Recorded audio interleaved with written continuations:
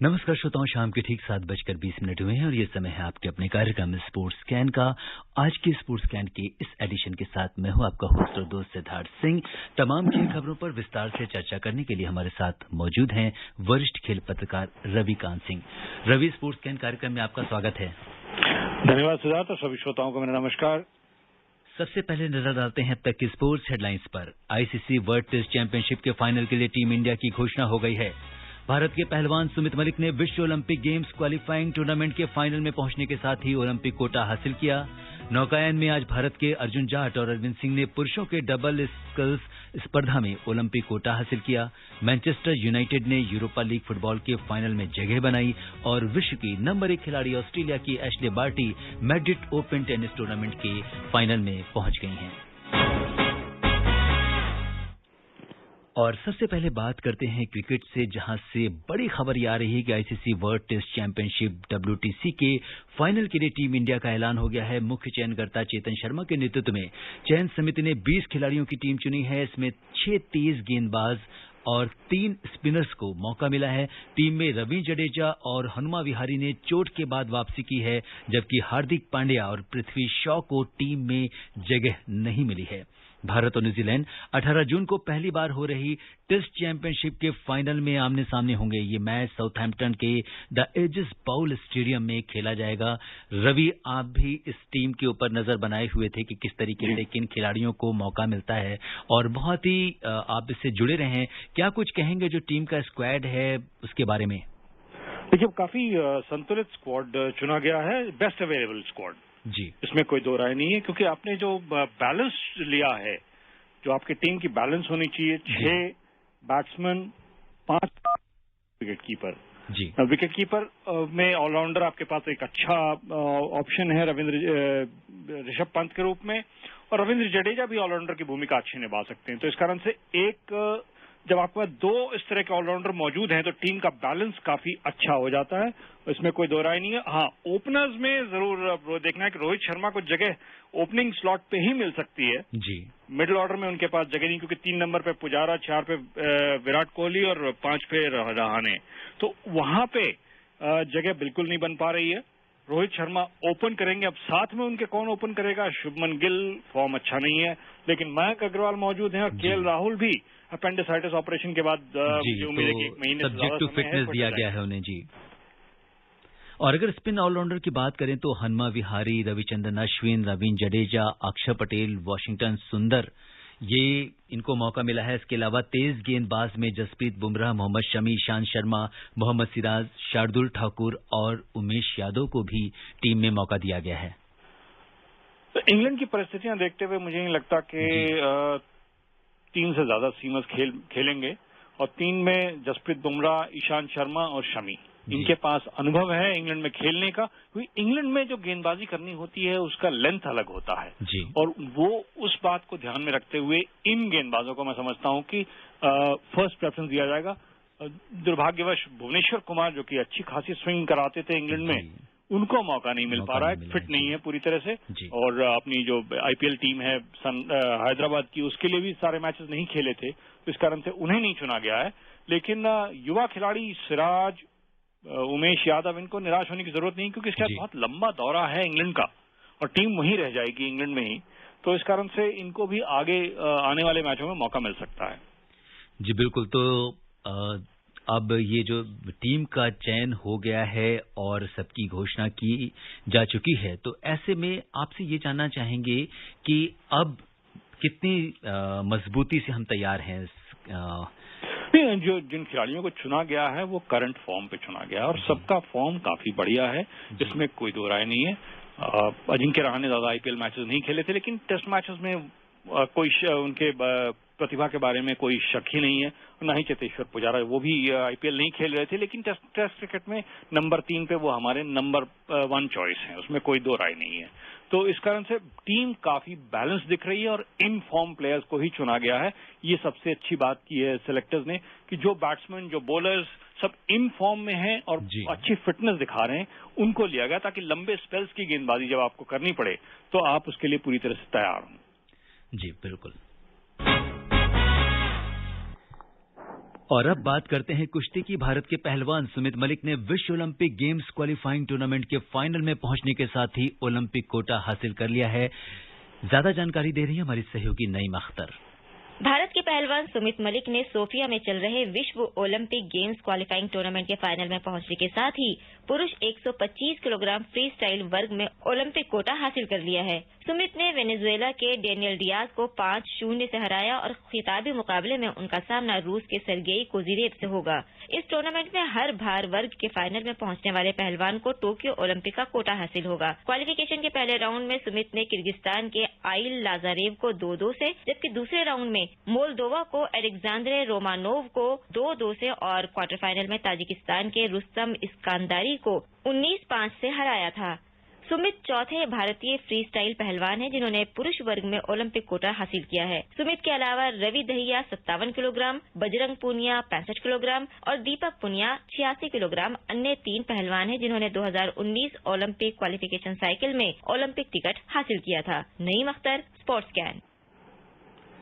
जी हाँ, जिस तरीके से सुमित मलिक ने ओलंपिक कोटा हासिल किया है और ऐसा भी रवि कहा जा रहा है कि सुमित को चूंकि थोड़ा चोटिल हैं तो आगे ओलंपिक में शायद हिस्सा ना ले सकें।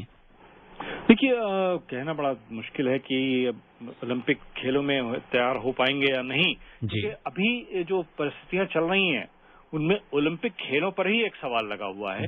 लेकिन फिर भी खिलाड़ी तैयारी में लगे हुए हैं और ये अच्छी बात है कि सुमित ने एक कोटा हासिल किया है 125 किलोग्राम वर्ग में। वैसे ये सुपर हैवी वेट माना जाता है जिसमें कि भारतीय पहलवानों को बहुत ज्यादा फेवर नहीं किया जाता है। मिडिल वेट कैटेगरीज में ज्यादा प्रभावी साबित होते हैं, क्योंकि जो हेवियर वेट कैटेगरीज है इसमें पश्चिम एशिया जैसे ईरान, इराक के पहलवान या फिर पूर्वी यूरोप, बुल्गारिया, रोमानिया, यहाँ के पहलवान कहीं ज्यादा कामयाब रहते हैं। जी, और जिस तरीके से फाइनल में उनका जो मुकाबला होना है रूस के सेर्गेई कोजीरेव, काफी मजबूत पहलवान हैं और चैंपियनशिप जीतते आए हैं, तो कितना बड़ा मुकाबला मानते हैं आप इसे? देखिए, ओलंपिक जब क्वालिफाइंग टूर्नामेंट होते हैं उसमें सबसे अहम बात ये होती है कि आपका जो लक्ष्य होता है वो ओलंपिक कोटा हासिल करना। जी। और एक बार वो हासिल हो जाए तो जो मिडिल राउंड रहता है उसका बहुत ज्यादा महत्व नहीं रखते हैं खिलाड़ी, क्योंकि उनका जो ध्येय रहता है पहला वो रहता है ओलंपिक में अपना स्थान पक्का करना, और वो सुमित मलिक कर चुके हैं। तो इस कारण से मुझे कोई हैरानी की बात नहीं हुई कि फाइनल में थोड़ा सा वो अपने आप को रोक कर रखें, क्योंकि चोटिल भी हैं तो इस कारण से ऑल आउट जाने का शायद मौका ना मिल पाए। और बात करते हैं नौकायन की। नौकायन में आज भारत के 2 खिलाड़ियों ने टोक्यो ओलंपिक कोटा हासिल कर लिया है। अर्जुन जाट और अरविंद सिंह ने पुरुषों के डबल स्कल्स स्पर्धा में एशिया ओशियानिया कॉन्टिनेंटल रेगाटा प्रतियोगिता में दूसरा स्थान हासिल किया। एक अन्य खिलाड़ी जाकर खान ने पुरुष सिंगल्स स्कल्स के फाइनल में चौथा स्थान हासिल किया और वो ओलंपिक कोटा हासिल करने से चूक गए। इस बीच अर्जुन लाल और अरविंद लाल ही ऐसे नौकायन के भारतीय खिलाड़ी हैं जो कोविड की वजह से ओलंपिक क्वालिफायर में हिस्सा नहीं ले सके। भारत के 4 खिलाड़ी टोक्यो ओलंपिक के लिए पहले ही क्वालिफाई कर चुके हैं। नेत्रा कुमानन पहली भारतीय महिला नौकायन खिलाड़ी हैं जिन्होंने ओलंपिक कोटा हासिल किया है। तो अगर हम रवि इसकी बात करें आज अर्जुन जाट और अरविंद सिंह की, जिस तरह से डबल स्कल्स स्पर्धा में इन्होंने अपनी परफॉर्मेंस दी है वो वाकई में काबिले तारीफ है। ये बहुत अच्छी बात है कि हम रोइंग में भी अब अपनी पहचान बना रहे हैं। ये जो इवेंट है ये कनोइंग कयाकिंग के कैटेगरी में आता है, और जो बाद में आपने जिन लोगों का नाम लिया, जिन खिलाड़ियों का, वो सब सेलिंग में है। जी, ये अलग अलग प्रतियोगिताएं हैं, सेलिंग और rowing and kayaking and canoeing. और डबल स्कल्स जो प्रतियोगिता होती है उसमें आप एक लंबी नाव में 2 खिलाड़ी खेलते हैं, तो इस कारण से ये अच्छा टीम वर्क दिखाया है और सर्विसेज के खिलाड़ियों का इसमें बोलबाला रहा है भारत की ओर से। और यहाँ भी जो इंस्टीट्यूट ऑफ स्पोर्ट्स है पुणे में, वहां पर ट्रेनिंग करके इन्होंने काफी अच्छी ये कामयाबी हासिल की है। जी बिल्कुल, तो ये तो बात थी नौकायन की। और अब बात करते हैं फुटबॉल की। मैनचेस्टर यूनाइटेड ने यूरोपा लीग फुटबॉल के फाइनल में जगह बना ली है। हालांकि मैनचेस्टर को सेमीफाइनल के दूसरे चरण के मुकाबले में रोमा से हार का सामना करना पड़ा, लेकिन वो एग्रीगेट के आधार पर फाइनल में पहुंचने में सफल रहा है। क्या कुछ रहा इस मैच में, बता रही हमारी सहयोगी नईम अख्तर। मैनचेस्टर यूनाइटेड को रोमा के खिलाफ यूरोपा लीग के सेमीफाइनल के दूसरे चरण के मुकाबले में भले ही 2-3 से हार का सामना करना पड़ा हो, लेकिन वो एग्रीगेट के आधार पर 8-5 से जीत के साथ इस टूर्नामेंट के फाइनल में पहुंचने में सफल रहा है। मैनचेस्टर यूनाइटेड के फाइनल में पहुंचने का मतलब है कि क्लब इस साल यूरोपियन खिताब के 2 टूर्नामेंटों को जीतने के करीब है, क्योंकि मैनचेस्टर सिटी को 3 दिन बाद चैंपियंस लीग के फाइनल में चेल्सी से मुकाबला करना है। ये उपलब्धि फिलहाल मिलान शहर के नाम है। एसी मिलान ने चैंपियंस लीग का खिताब जीता था और 1994 में इंटर मिलान ने यूएफा कप जीता था। इससे पहले मैनचेस्टर यूनाइटेड की ओर से एडिनसन कवानी ने 39वें मिनट में गोल कर बढ़त हासिल की। पहले हाफ में मैनचेस्टर यूनाइटेड ने इस बढ़त को बनाए रखा। दूसरे हाफ में हालांकि रोमा की ओर से एडिन डिजेको ने 57वें मिनट में गोल कर स्कोर 1-1 से बराबर कर दिया। इसके 3 मिनट बाद ही ब्रियान क्रिस्टांटे ने 60वें मिनट में गोल कर 2-1 की बढ़त हासिल कर ली। मैनचेस्टर यूनाइटेड की ओर से एडिनसन ने 68वें मिनट में एक और गोल कर स्कोर 2-2 से बराबर किया। बराबरी हासिल करने के बाद दोनों टीमों ने बढ़त बनाने की कोशिश की। रोमा की तरफ से एलेक्स टेलेस ने 83वें मिनट में गोल कर टीम को 3-2 की बढ़त दिलाई और टीम ने इसे अंत तक कायम रखा। रोमा को भले ही इस मुकाबले में जीत मिली, लेकिन पहले चरण के मुकाबले में हार का अंतर इतना ज्यादा था कि वो फाइनल में जगह बनाने से चूक गयी। Naeem Akhtar, sports can. जी हाँ, जिस तरीके से मैनचेस्टर यूनाइटेड हमेशा ही प्रदर्शन करती रही रवि, और इस बार भी बाजी मार ली गई। यह बहुत अच्छा प्रदर्शन किया और जिस तरह की जीत पहले चरण में हासिल की थी अपने घर में खेलते हुए ओल्ड ट्रैफर्ड में, तो ये तो लाजमी था कि थोड़ा सा वो इसको उतनी मेहनत नहीं करेंगे, क्योंकि उन्हें पता है कि 1-2 गोल से हारने से उन्हें कोई फर्क नहीं पड़ने वाला। और बिल्कुल वैसा ही प्रदर्शन था टीम का। टीम के कई खिलाड़ियों को उन्होंने रेस्ट किया, लेकिन उन्हें पता था कि हमारे पास इतना रिजर्व स्ट्रेंथ है कि हम रोमा को आसानी से रोक सकते हैं, और बिल्कुल वैसा ही करके दिखाया। ये दिखा रहा है कि कोच ओले गुनार सोल्स्कायर की टीम कितना आत्मविश्वास से भरी हुई है और यूरोपीय खिताब जीतने के से सिर्फ एक कदम दूर है। जी बिल्कुल, कहीं ना कहीं ये मैनचेस्टर यूनाइटेड के बीच जो टीम सामंजस्य है और जो विनिंग एटीट्यूड है खिलाड़ियों का, वो दिखाता है। और उम्मीद है कि जो फाइनल मुकाबला होगा वो भी बहुत इंटरेस्टिंग होगा। कोई दो राय नहीं। बढ़ते अगले इवेंट की ओर बात करते हैं टेनिस की। विश्व की नंबर 1 खिलाड़ी ऑस्ट्रेलिया की Ashleigh Barty Madrid Open tennis tournament के फाइनल में पहुंच गई हैं। कल फाइनल में बार्टी का मुकाबला बेलारूस की एरिना साबालेंका से होगा। आज खेले गए सेमीफाइनल मुकाबले में साबालेंका ने रूस की अनास्तासिया पाव्लुचेंकोवा को पराजित किया। वहीं पहले सेमीफाइनल में बार्टी ने स्पेन की पौला बडूसा को हराया। बार्टी पहली बार इस प्रतियोगिता के फाइनल में पहुंची हैं। क्या कुछ हो रहा है मैड्रिड ओपन में, बता रहे हैं हमारे सहयोगी नवीन सक्सेना।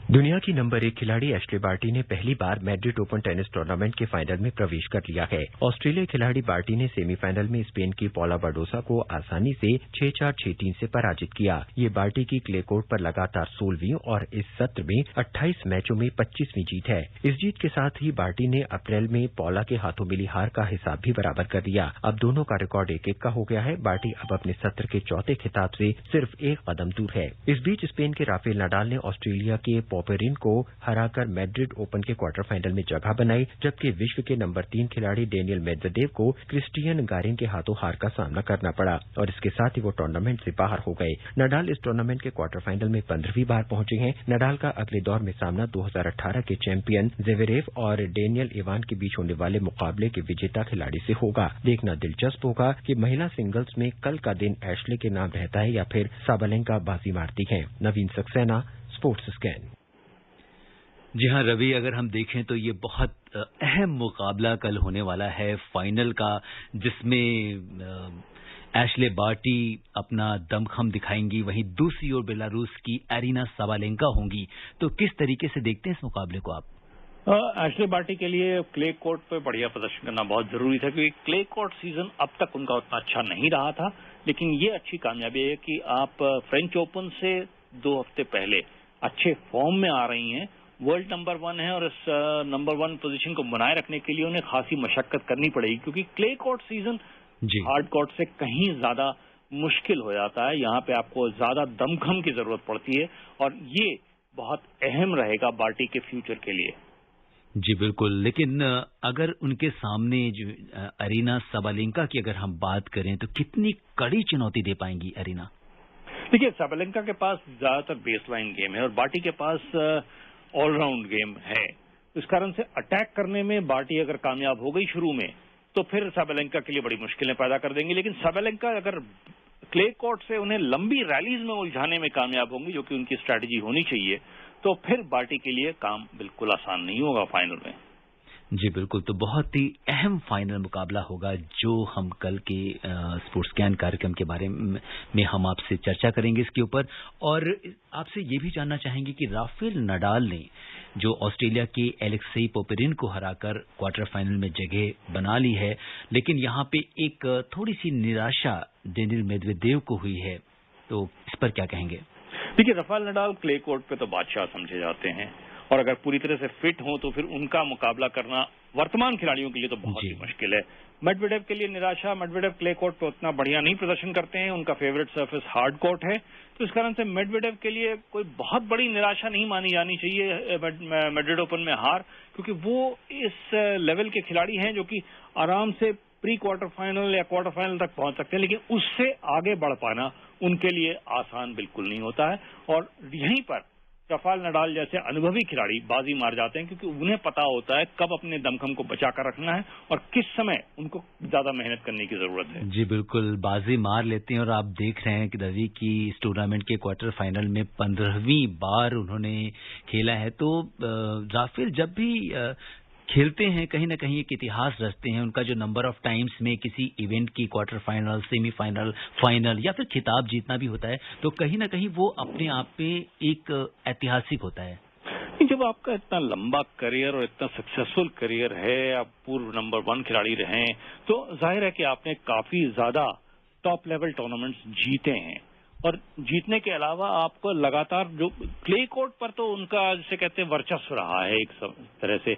फ्रेंच ओपन में खास तौर पे जब क्ले कोर्ट पे वो खेलते हैं तो जाहिर है कि उनके सामने टिक पाना किसी भी खिलाड़ी के लिए आसान बिल्कुल नहीं होता है। और राफेल नडाल के पास वो अनुभव है कि वो क्ले कोर्ट को अच्छी तरह से परख जानते हैं और कब उनको किस तरह से शॉट्स लगाने हैं, कहाँ कितनी मेहनत करनी है। घुटने की परेशानी के कारण 2 सीजन उनके बहुत खराब रहे थे, लेकिन अभी वो लगता है बिल्कुल पीक फिटनेस पर हैं। जी बिल्कुल, अपनी पीक फिटनेस पर हैं और उम्मीद करते हैं कि वो इस टूर्नामेंट में फाइनल में भी अपना दमखम दिखा पाएंगे। बात करते हैं ओलंपिक की। कोरोना महामारी को देखते हुए टोक्यो ओलंपिक रद्द करने की एक ऑनलाइन अभियान को लगभग 2 लाख लोगों ने समर्थन दिया है। टोक्यो ओलंपिक पहले ही 1 वर्ष के लिए स्थगित किया जा चुका है। ओलंपिक को टालने के लिए ऑनलाइन अभियान चला रहे केंजी उत्सुनोमिया ने कहा कि इस समय की प्राथमिकता लोगों का जीवन बचाना है। अधिकतर जापानीज भी इस खेल के पक्ष में नहीं है। हालांकि आयोजकों ने कहा है कि कोविड दिशा निर्देशों का पालन करते हुए ओलंपिक का जो आयोजन है वो निर्धारित समय के अनुसार होगा। लेकिन जहां तक हम देख रहे हैं कि अभी जिस तरह की स्थिति लग रही है, रवि, आप इस पर क्या कहना चाहेंगे? देखिए, बहुत मुश्किल परिस्थितियां हैं और यहाँ पे कुछ भी कहना मुमकिन नहीं है, क्योंकि जो परिस्थितियां अभी हैं अगर वो 1 महीने बाद तक रहीं तो शायद ओलंपिक खेलों का आयोजन मुमकिन नहीं हो पाएगा। क्योंकि आपको अभी जो परिस्थितियां हैं, मैंडेटरी क्वारंटीन आपके लिए 15 दिन का, और उस समय आप ट्रेनिंग नहीं कर सकते हैं।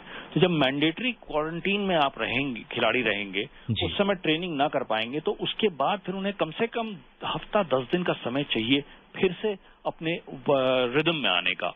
तो ये दिखा रहा है कि जो परिस्थितियां हैं वो बहुत ही नाजुक हैं और मुझे कोई हैरानी नहीं लग रही कि जिस तरह से स्थानीय लोगों ने जी बिल्कुल रवि, समय थोड़ा कम है और चूंकि कोविड की बात हो रही है तो अपने लिसनर से भी कहना चाहेंगे कि आप पूरी तरीके से अपना ध्यान रखिए। समय अनुमति नहीं दे रहा कि कुछ और खेल खबरों पर चर्चा करें। रवि, आपका बहुत बहुत धन्यवाद।